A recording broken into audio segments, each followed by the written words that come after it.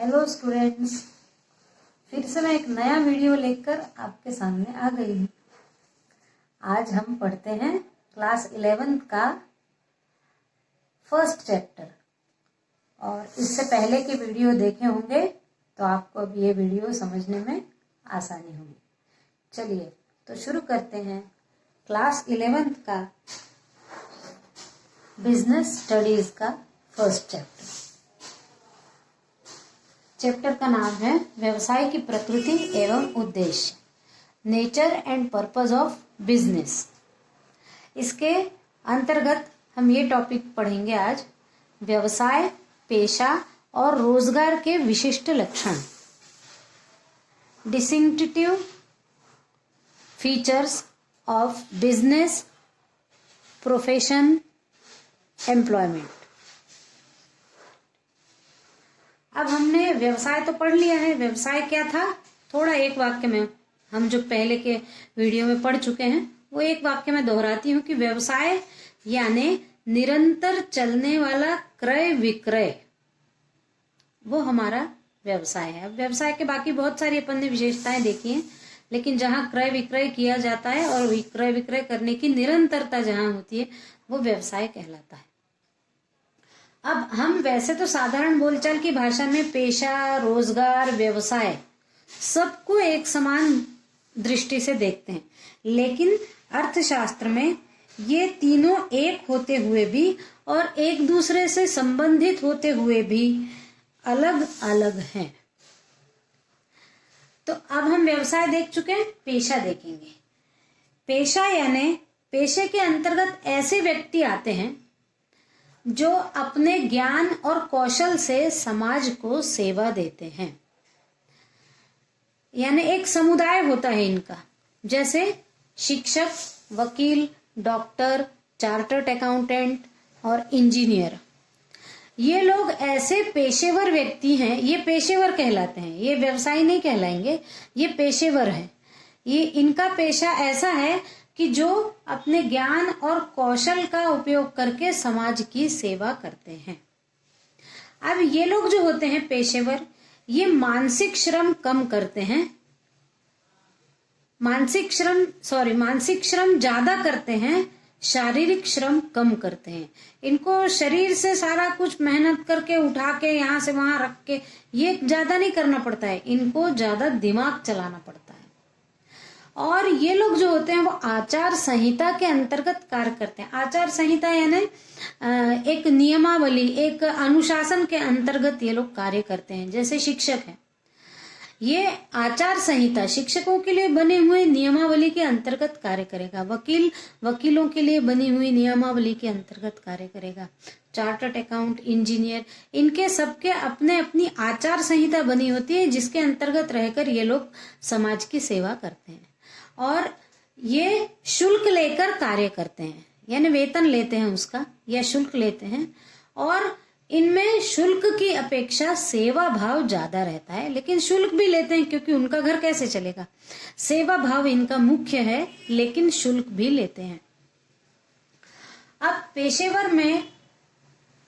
पेशेवर लोगों की विशेषताओं के अंतर्गत प्रोफेसर डाल्टन ई मैक फार्लैंड के अनुसार एक पेशेवर की क्या क्या विशेषताएं होती हैं। उसकी सबसे पहली विशेषता है विशिष्ट ज्ञान, तकनीकी कौशल। विशिष्ट ज्ञान यानी अब ये जो भी है शिक्षक, वकील, डॉक्टर, इनके पास अपना विशिष्ट ज्ञान होता है और इस ज्ञान के लिए वो पढ़ाई भी करते हैं किसी संस्था से। जैसे शिक्षक है, शिक्षक को अपनी पूरी पढ़ाई करने के बाद यदि शिक्षक बनना है तो उसको बीएड यानी शिक्षा में एजुकेशन प्राप्त करना पड़ता है ना, शिक्षा की डिग्री लेना पड़ती है। वकील है तो उनको एलएलबी करना पड़ता है, डॉक्टर है तो उनको एमबीबीएस करना पड़ता है। ये लोग अपना विशिष्ट ज्ञान प्राप्त करते हैं। ये सबके समान नहीं होते हैं, ये एक विशिष्ट ज्ञान उस पेशे के लिए प्राप्त करते हैं। और जो इंजीनियर होते हैं वो तकनीकी कौशल प्राप्त करते हैं, टेक्निकल ज्ञान प्राप्त करते हैं। फिर दूसरी विशेषता है प्रशिक्षण व अनुभव।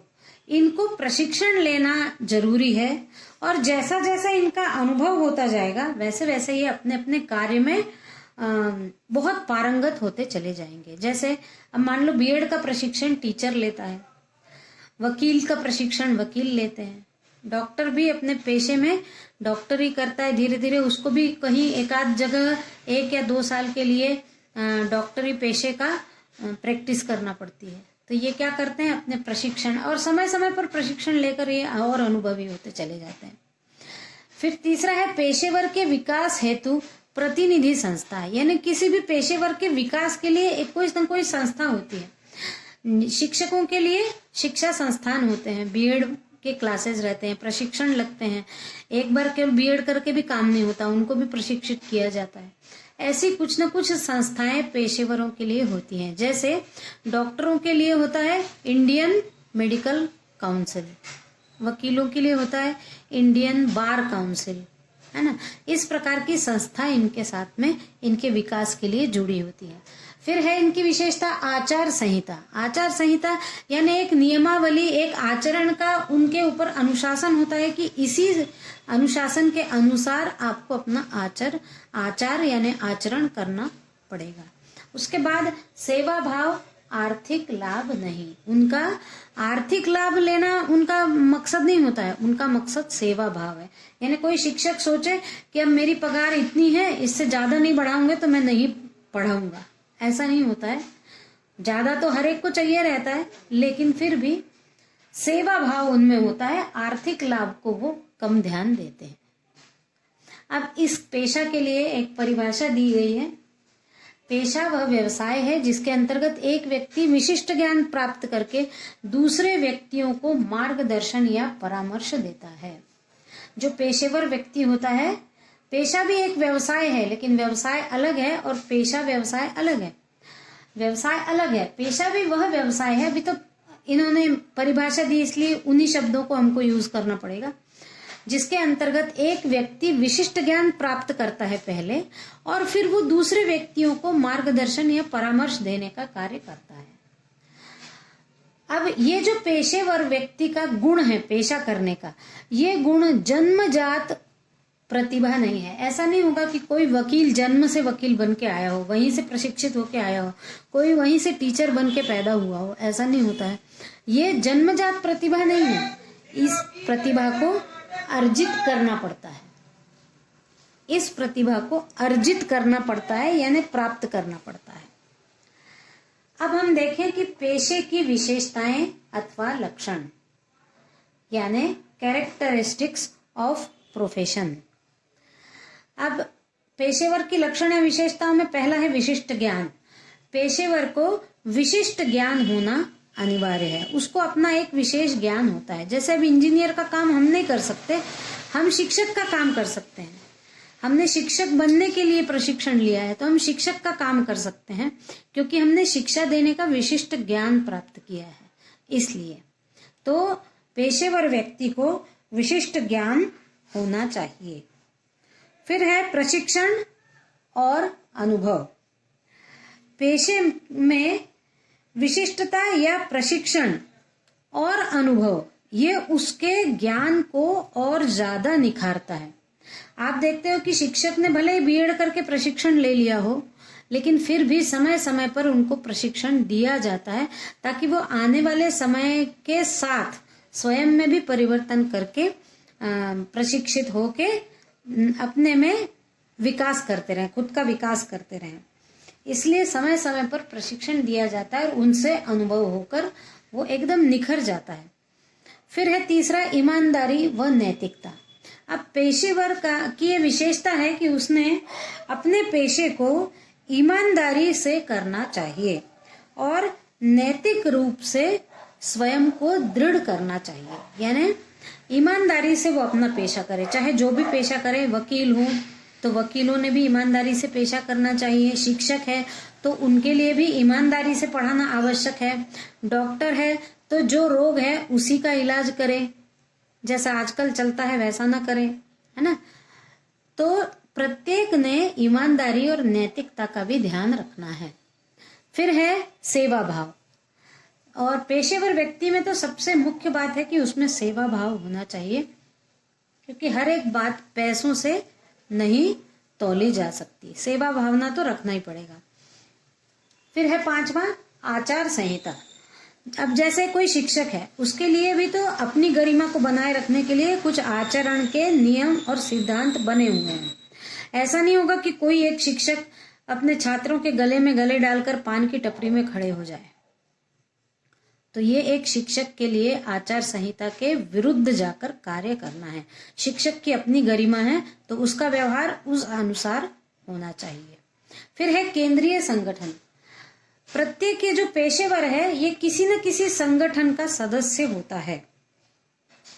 जैसे चिकित्सक जो होते हैं या डॉक्टर जो होते हैं, वो मेडिकल काउंसिल ऑफ इंडिया के सदस्य होते हैं। इंजीनियर इंस्टीट्यूट ऑफ इंजीनियर्स इनके सदस्य होते हैं। तो कोई ना कोई केंद्रीय यानी बड़ा संगठन होता है जिनके ये सब सदस्य होते हैं। फिर है विज्ञापन एवं प्रचार। यदि पेशेवर संस्था द्वारा अनुमति न मिली हो, पेशेवर को किसी भी संस्था द्वारा यदि अनुमति न मिली हो, तो उसको अपना विज्ञापन और प्रचार प्रसार नहीं करना चाहिए। अपने जो ऊपर है, जो केंद्रीय संगठन है, उससे अनुमति प्राप्त करके ही अपना विज्ञापन और प्रचार प्रसार करना चाहिए। और फिर है मानसिक श्रम। पेशेवर व्यक्ति में अभी हमने पहले भी देखा कि वो मानसिक श्रम ज्यादा करता है शारीरिक श्रम की अपेक्षा।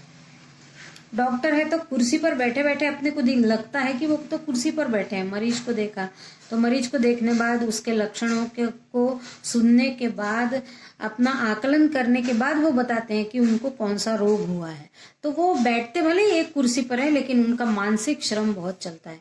जो शिक्षक है वो भी मानसिक रूप से आगे क्या बोलना है, कैसे पढ़ाना है, ये उसका मानसिक विचार हमेशा चलता रहता है। वकील भी कैसे केस लड़ना है, हम क्या कर सकते हैं, क्या बोल सकते हैं, कौन से सबूत पेश कर सकते हैं, ये उनकी मानसिक तैयारी चलती रहती है। इस वीडियो के लिए इतना ही। आप मेरे चैनल को सब्सक्राइब जरूर करिए और लाइक करिए, मेरे वीडियो को शेयर करिए और ऐसे वीडियो देखते रहिए। Thank you.